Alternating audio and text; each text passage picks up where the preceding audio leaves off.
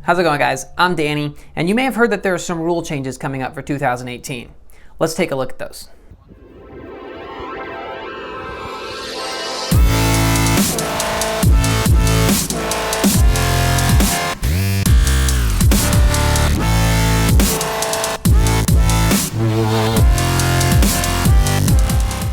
Also, read the rule book. It's a really good idea just to take a quick read through it. It doesn't take too long, and if you do it, you'll be a lot more prepared on the course.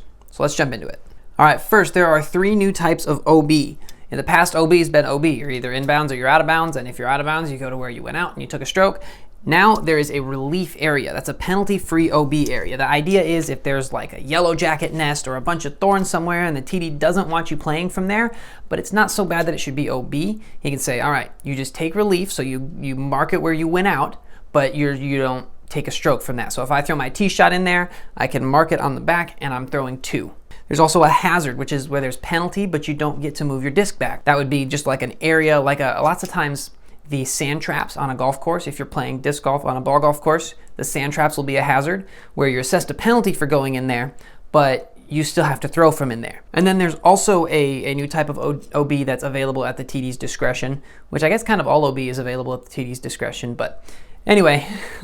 This is where you play from the closest inbounds area. So if you almost made it back inbounds, you play it from the closest spot inbounds to where you are, but you're still assessed a stroke. All right, this is one of the most controversial rules. The lie has changed. Now the lie is a 20 centimeter wide by 30 centimeters deep rectangle on the back of your disc. I've had this blackboard here for like a year now, and I've never really used it, but I'm gonna use it now. Let's go. All right, I'm gonna time lapse this drawing. It's gonna be super cool.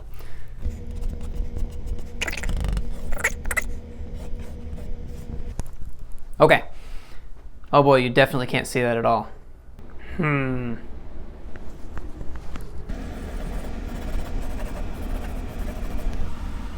All right, so if this is the basket, you draw a straight line from the back, imaginary. You don't actually paint this on the ground.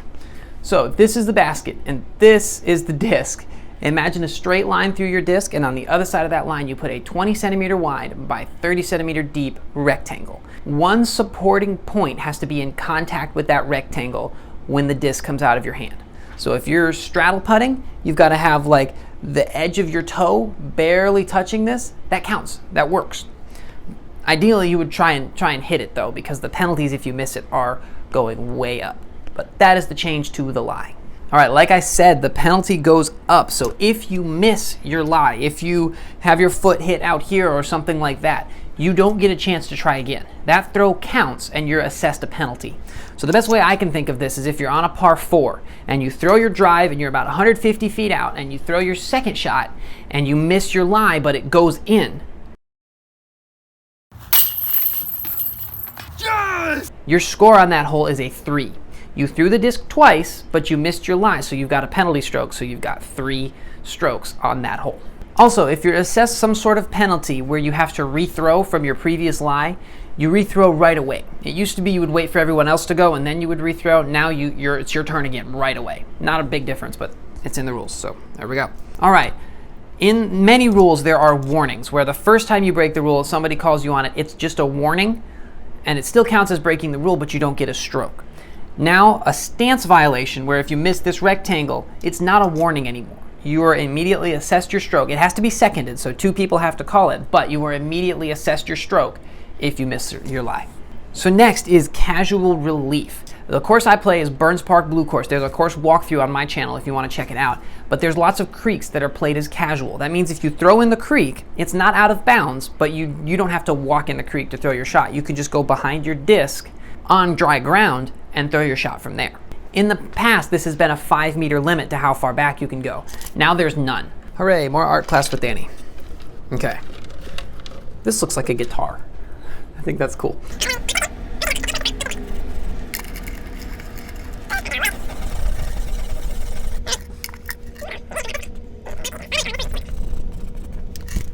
Okay, now there is optional relief if you go OB. So X is the basket because baskets are hard to draw. This is a water hazard, like a lake or a pond or something that is out of bounds. You throw in the out of bounds water hazard here, and you in the past would have to take mark a meter from the water, within a meter from the water right here. Well, now anywhere you mark there, if that's not safe footing, you can go as far back as you want straight away from the basket. You can actually do this at any point. Like if you throw somewhere and you don't want to be there, you can take a stroke and go as far straight back away from the basket as you want. Another rule change is the abandoned throw. If you throw a shot and it's just terrible, it's awful, you don't even want to try and go throw it again, you can abandon that throw for a 1-stroke penalty and you rethrow from the previous lie. So if I throw a tee shot and it goes like behind me and I don't want to go throw it from back there, I can abandon that throw and I'm rethrowing my tee shot with a 1-stroke penalty. Quick change, not really that important. The 2-meter rule extends to other baskets. So if you're throwing on one hole and you happen to accidentally ace another hole that has a basket that's over 2 meters and the 2-meter rule is in effect, that's a 2-meter penalty. But no, please don't use the 2-meter rule. Please don't. If an OB area has a drop zone, ooh, this art will be easy. So if the TD says that there is a drop zone for going OB, so if this lake is OB and if you throw in the lake, you go to the drop zone here. And I don't want to throw over the lake if I have my favorite disc and that's the only disc I have left and I don't want to throw it over the water, I can take 2 strokes and go straight to the drop zone, and I'm throwing 3 from the drop zone towards the basket.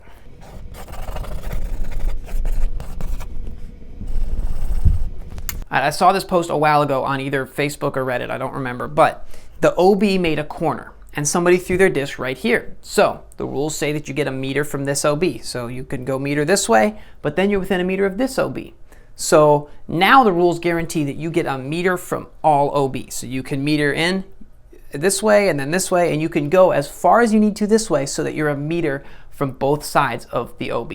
Whew. It's getting hot. All right, putting. This is a miniature basket, but pretend it's full size.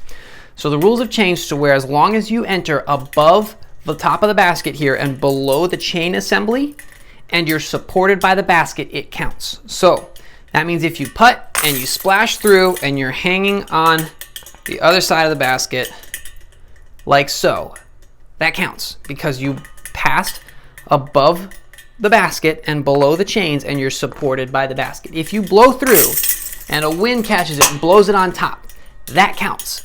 This here is like a plane. As long as you break the plane between here and you're supported by the basket, it counts. Now, if you blow through and you're sitting on the ground with like barely leaning up against the pole, that doesn't count because you're not supported by the basket and only the basket. But still, if you're putting and the disc wedges through the side and ends up in the basket, that still doesn't count because you were below this edge here. Same thing if you throw it too high and it comes in through the top. That doesn't count because you didn't come through below here and above here. If you are returning a disc to another player, say you grab their putter out of the basket, you can throw it to them as long as it's less than 5 meters. In the past, this wouldn't have been a stroke, but now you can grab their disc out of the basket and toss it to them. All right, accidental interference. I've got to grab my clipboard. All right, accidental and intentional interference. If you throw and your disc rolls and hits your bag, that's considered accidental interference and it's a stroke against you. If you throw and you throw your bag to try and stop your disc, that's intentional interference. That's a 2-stroke penalty. If you throw your shot and your buddy throws his shot and his lands on top of yours, you can move his disc while you throw and then put his disc back. If you are not present on a hole, you get par plus 4. So if you have an emergency come up in the middle of your round and you run away to go take care of that and you come back 3 holes later, you got par plus 4 for all of those holes. And that's it. That's it for the rules update. This is going to be a long video, but that's okay. Thank you for watching. Check out the other videos here on dynamic discs. I have a few, and if you want to check out my channel for more information, I have a video on rules to know for playing your first tournament, and I'm going to do a few more rules videos as they come up. So thanks for watching, guys. I'll see you next time, and always remember, slow is smooth and smooth is far.